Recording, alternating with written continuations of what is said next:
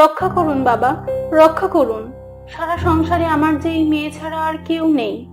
চোখ খুলুন বাবা, চোখ খুলুন। কি হয়েছে মা তোর? তুই কেন কাঁদছিস? বাবা, আজ 2 সপ্তাহ পূর্ণ হতে এলো। আমার মেয়ের জ্বর গা থেকে নামছেই না। কত বৈদ্য, কত কবিরাজ, কত সাধুকে দেখালাম, জ্বর কমাতে দূর আরো বেড়েই চলেছে। মেয়েটিকে বাঁচান বাবা, মেয়েটিকে বাঁচান। আপনিই আমার শেষ আশা। দয়া করে আমার বাসায় চলুন বাবা। মা তুই কাঁদিস না, ভগবানের উপর বিশ্বাস রাখ, দেখবি সব ঠিক হয়ে যাবে। চল মা, চল তোর কুটিরে চল।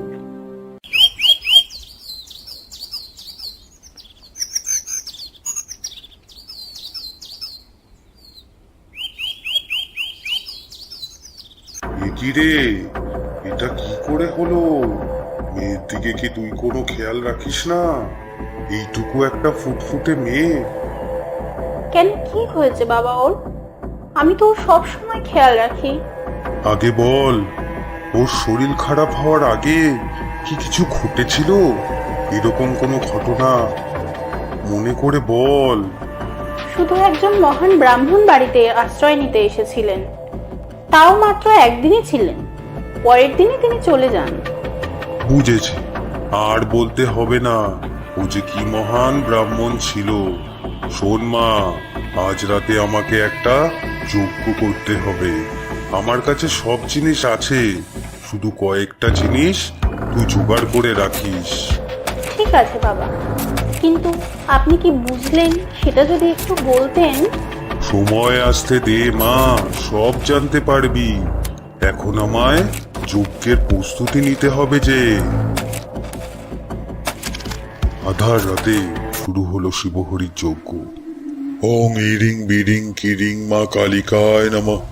ওং মহাদেবায় নমঃ। ওং শ্রী বিষ্ণু দেবায় নমঃ।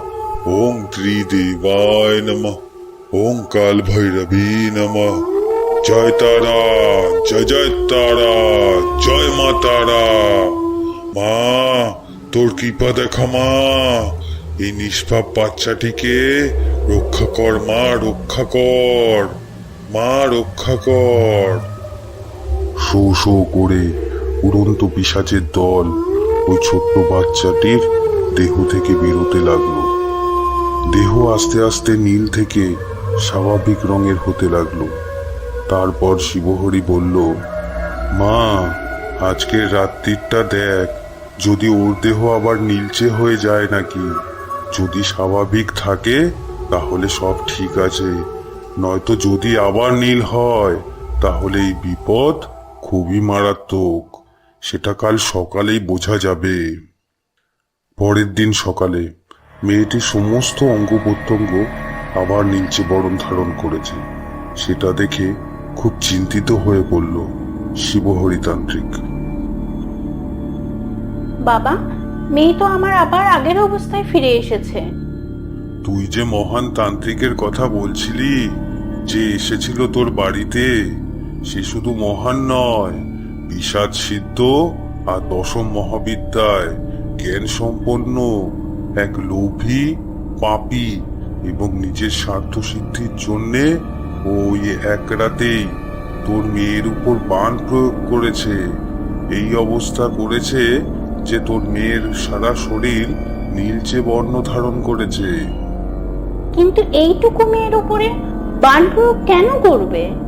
কারণ সে এক মহাযজ্ঞ করছে, এই যে এই সংসারের সবচেয়ে শক্তিশালী মানব হওয়ার।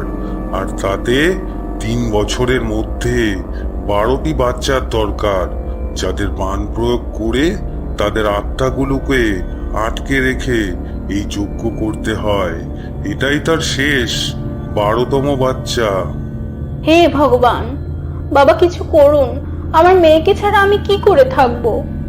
শোন মা, আজ অমাবস্যা, আজকেই ওই তান্ত্রিক তার এই যজ্ঞ করবে আর তোর মেয়ের প্রাণ হরণ করার চেষ্টা করবে। আজকে আমাকে মহাযজ্ঞে বসতে হবে, তার ব্যবস্থা করতে হবে যে। চল মা চল, আর দেরি করা যাবে না।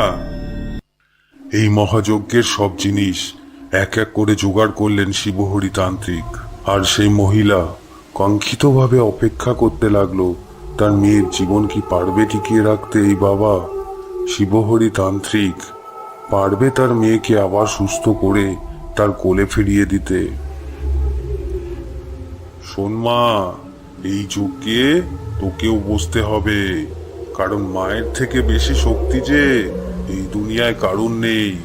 শুধু মা তারার আরাধনা করবি বসে, আর আমার না বলা অবধি আসন ছেড়ে একদম উঠবি না, উঠলে কিন্তু সর্বনাশ হয়ে যাবে।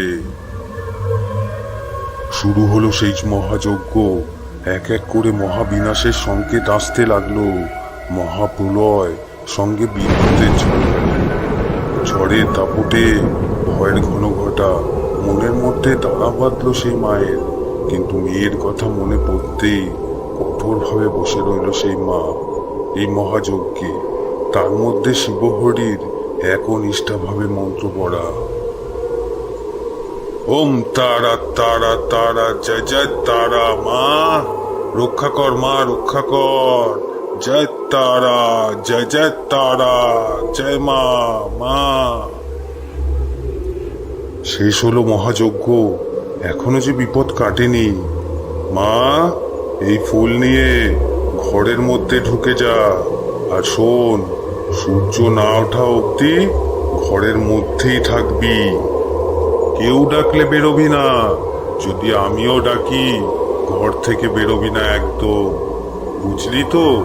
যা মা যা, আমি এই ফুল জলে ভাসিয়ে দিয়ে আসি। এই বলে শিবহরি চলল পাশে পুকুরের ঘাটে। রাস্তায় সে প্রবল বাধার সম্মুখীন হলো আর বলল, জানি রে দুষ্টু তান্ত্রিক, তুই আমাকে এই বাধা দিয়ে আটকানোর চেষ্টা করছিস। জানি তুই এখানেই কাছাকাছি কোথাও আছিস। এতগুলো ফুটফুটে বাচ্চার প্রাণ কেড়েছিস তুই, তোকে আমি উপযুক্ত শাস্তি দেব। শুধু আমার হাতের ফুল আর বেলপাতাটা জলে ভাসিয়ে দেওয়ার পর। অন্তঃপরে শিবহরি তান্ত্রিক তার সেই যজ্ঞের ফুল আর বেলপাতা জলে ভাসিয়ে দিয়ে এক মন্ত্র পড়তে লাগল। আর উৎপত্তি হলো এক ভৈরব সিদ্ধ ত্রিশূল, আর সেটা সেখান থেকে সোজা দক্ষিণ অভিমুখে চলে গেল। কিছু দূরে এক তান্ত্রিক বসে ধ্যান করছিল, আর সোজা সেই ত্রিশূল গিয়ে তার বুকে বিদ্ধ হলো। পরের দিন সকালে, জয় তারা, জয় জয় তারা, জয় মা তারা। মা কে অনেক ধন্যবাদ মা, তোর কৃপা দৃষ্টি দেখানোর জন্য।